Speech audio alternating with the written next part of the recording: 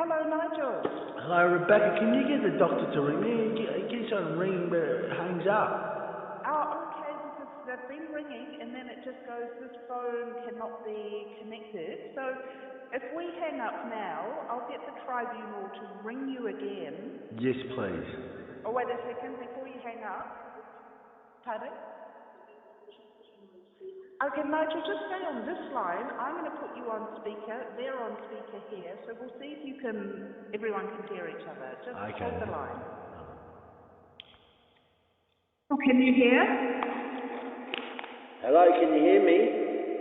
Yes, we can. How can you hear us? It's a bit blurred, but yeah, I can make out what you're saying.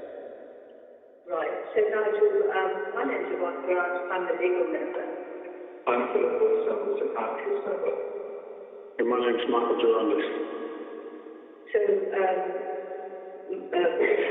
Nigel, would you just like to say your full name, please? Yeah, my name's Nigel John Carroll. I'm 55 years of age, and there's nothing. Yes. I don't have a mental illness. What has been described. Right. I understand that is your view. What we're considering today, as Rebecca told you yesterday, is an application for a further community treatment order. And if we were to make it, Nigel, it would be along the lines of the previous order, which means having the injection every 12 weeks. I've asked you nicely. I've told everybody the situation. I've explained it simply. I've written you a letter. I've posted it to MRHT. I don't want the medication anymore. I don't have to have the medication. I don't need it. The fact that a mental illness, I want to know when, it's 23 years now, where's my disease? I don't do things like other people do things. I've got a stayed mind. I've got a very sensible mind. It's a working mind. I've never stopped working. And I don't agree.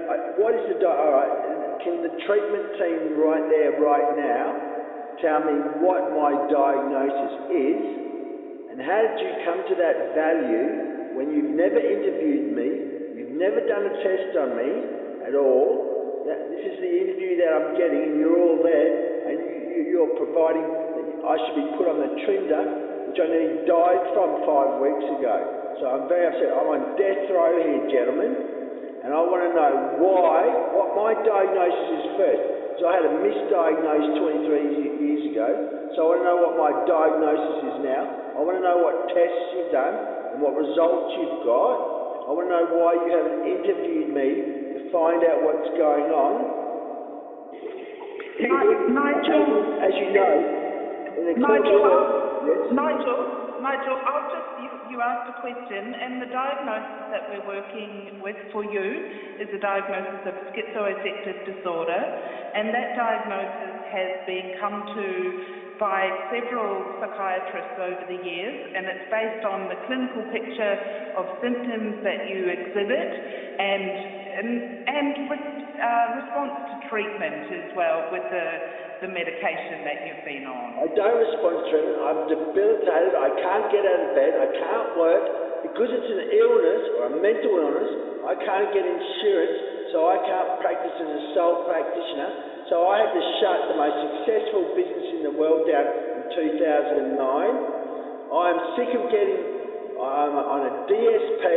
I'm 55 years ago. I should be the strongest of my life. I don't drink. I don't smoke that much. I don't take drugs. The only thing I get is medication. It puts me in bed consistently, makes me feel so sick. I want to ask the doctor now, the psychiatrist, what would you feed a paranoid schizophrenic? If he's got schizophrenia, you want to stay away from the medication. You want to keep off the medication. So, Nigel, Rebecca's answered your question, and if there are other questions you have, you can follow those up with Dr. Hatt. No, I don't agree with that. Who are these people saying I'm a schizophrenic when I've never met them? You do have under the order. You said a few psychiatrists. No, there's one Dr. Baker, there's one Dr. Hand, and that's it. There's two doctors. And I don't see why. Look, the community treatment order, what you're saying is that I'm a schizophrenic, I need to be able to community treatment order. I've been in Redfern for 12 years. I haven't had one bit of crime, not one bit of corruption, not one bit of violence. So why the community treatment order? And shouldn't people have a choice of what medication and what doctor they want to see? You have forced yourselves on me. You are forcing medication. I've written a document. I want you to read the full document.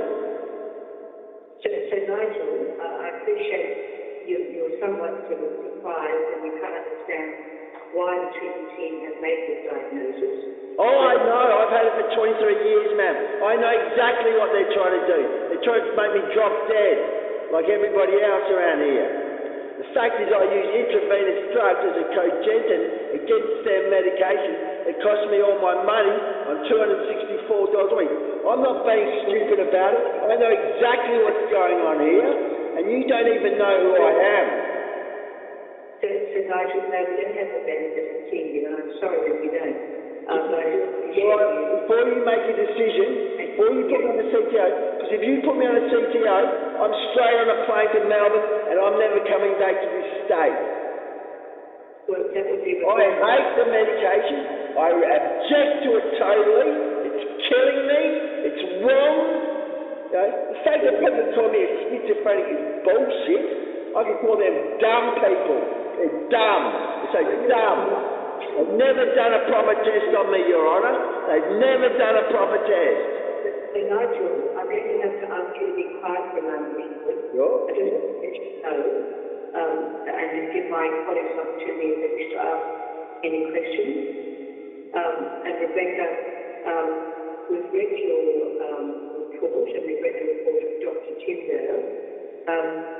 Do you wish to say anything further in terms of why you're seeking this order? And you are, in fact, seeking an order for 12 months. Could you just very briefly, we have the benefit of your report, could you very briefly summarise why you've made the application and why you're seeking a 12-month order? I'm seeking a 12-month order because I do acknowledge that this whole process is very distressing for Nigel. I am doing my best to try and maintain a therapeutic relationship with Nigel and see if I can support him in other areas that he's identified at times as being his goal. One was the NDIS. We have been talking about making an application for that. He's still somewhat ambivalent, but I do want to maintain a good relationship with Nigel, although I'm very aware that he's completely opposed to the treatment. And I do believe that without treatment, that Nigel's mental state would deteriorate further. That's complete crap. That's absolute crap. How can you prove that? I've got a better mind than you, Rebecca.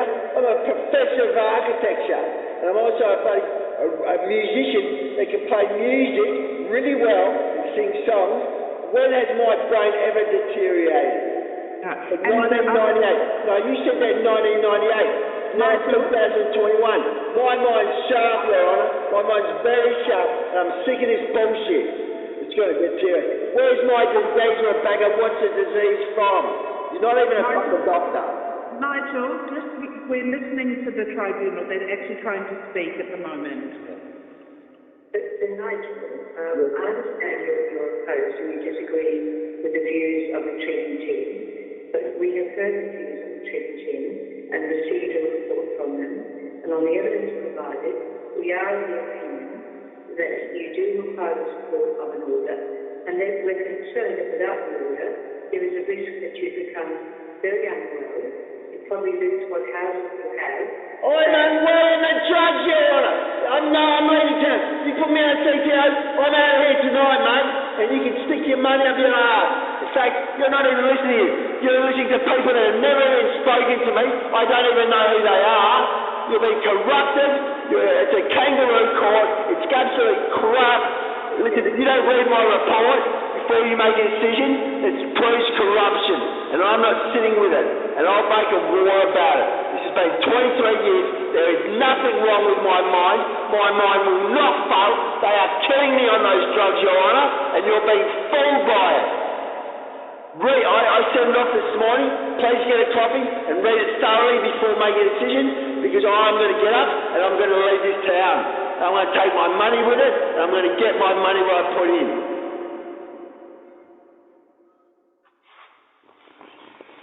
You've got no idea who I am.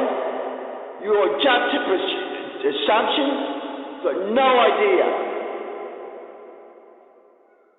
And if I'm hanging up, I'm out of town. Goodbye.